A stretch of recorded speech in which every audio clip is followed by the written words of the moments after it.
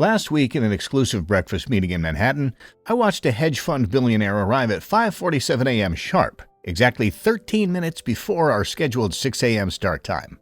When I asked about his precision, his response fascinated me.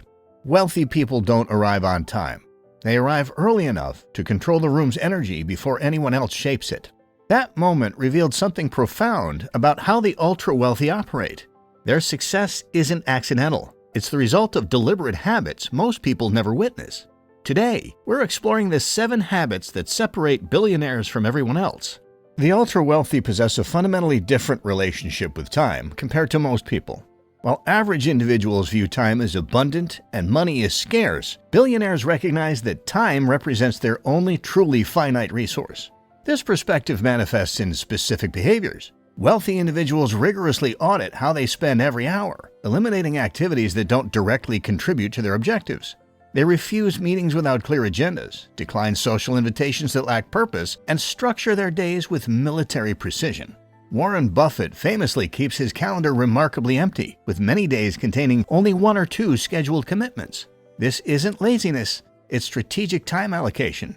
Buffett recognizes that his most valuable contribution is thinking deeply about major decisions, which requires extended periods of uninterrupted time. I've observed tech billionaires implementing no-meeting Wednesdays and blocking 4 to 6 hour periods for deep work.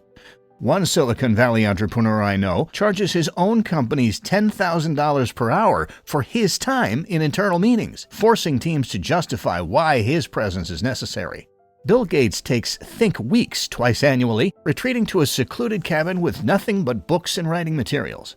During these periods, he disconnects completely from daily operations to focus on long-term strategic thinking. This practice, which he's maintained for decades, has generated some of Microsoft's most important strategic decisions. The wealthy also recognize that time multiplies through delegation. They hire personal assistants, drivers, chefs, and household managers not as status symbols, but as time creation tools, freeing hours daily for high-value activities that only they can perform. Wealthy individuals constantly seek investments where potential gains dramatically outweigh potential losses. This asymmetric risk approach fundamentally differs from how most people evaluate opportunities.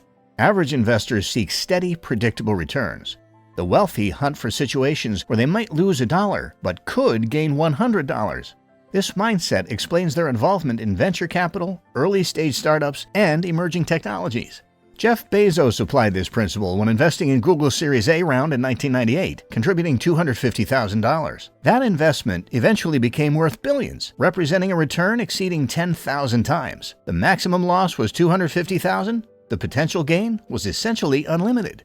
Peter Thiel's $500,000 investment in Facebook for 10.2% of the company exemplifies asymmetric thinking. His maximum downside was $500,000, but the upside potential reached into billions. He recognized that Facebook's network effects created a winner-take-all dynamic where success would be extraordinary.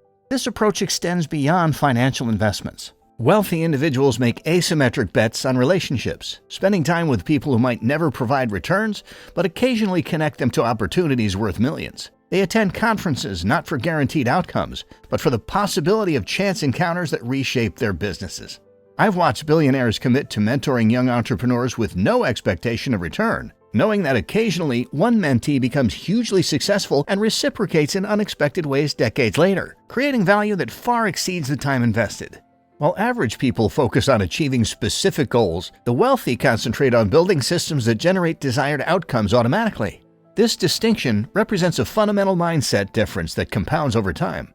Goals are finite destinations. Systems are ongoing processes. Wealthy individuals recognize that systems, once established, continue producing results long after initial effort ceases, creating leverage that goals cannot match.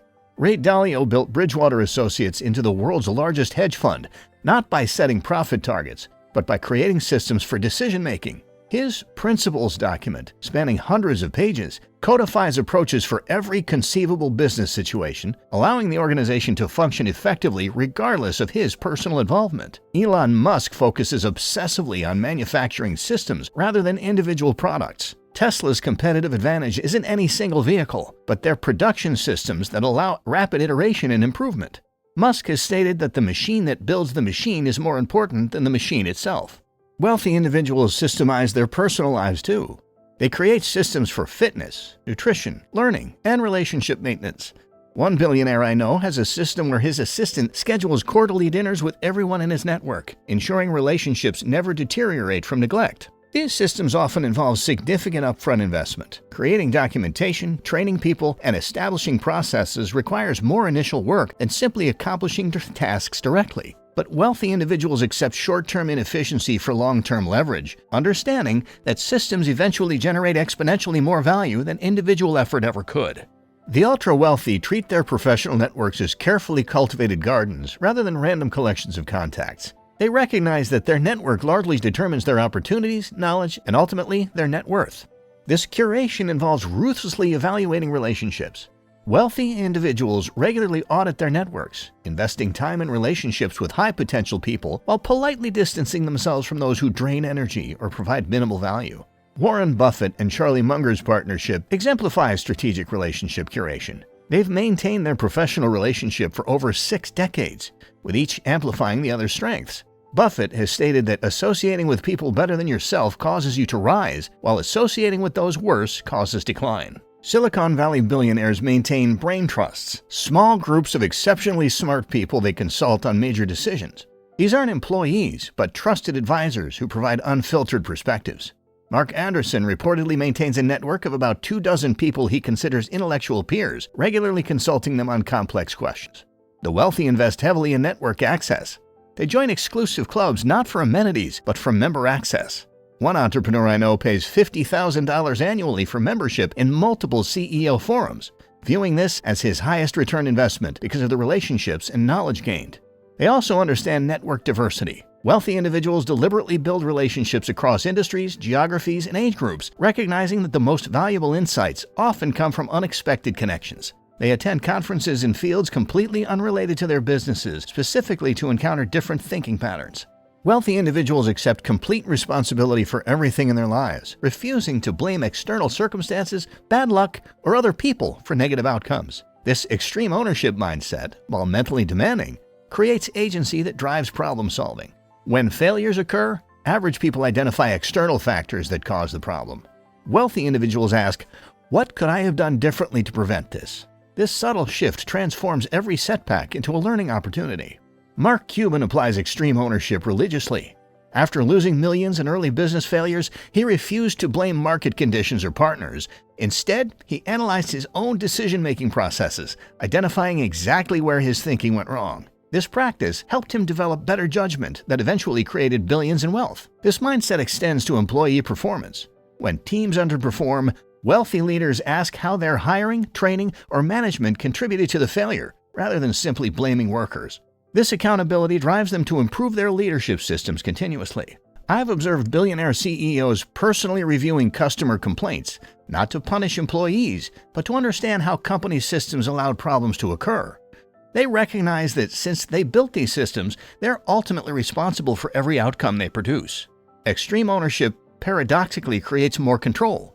By accepting responsibility for everything, wealthy individuals identify more variables they can influence. While this creates psychological burden, everything is their fault, it also means everything is within their power to fix, generating the agency necessary for massive achievement.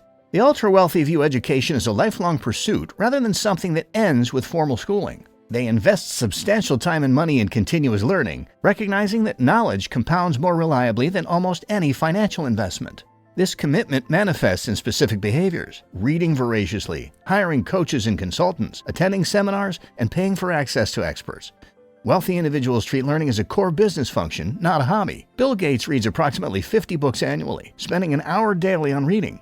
He stated that reading remains his primary learning method, allowing him to rapidly acquire knowledge from the world's best thinkers across diverse fields. Warren Buffett spends 80% of his working day reading financial statements, industry reports, newspapers, and books. He's described his method as gradually building a knowledge base that allows him to recognize opportunities others miss. This habit, maintained for over 60 years, has created a competitive advantage that's essentially impossible to replicate quickly.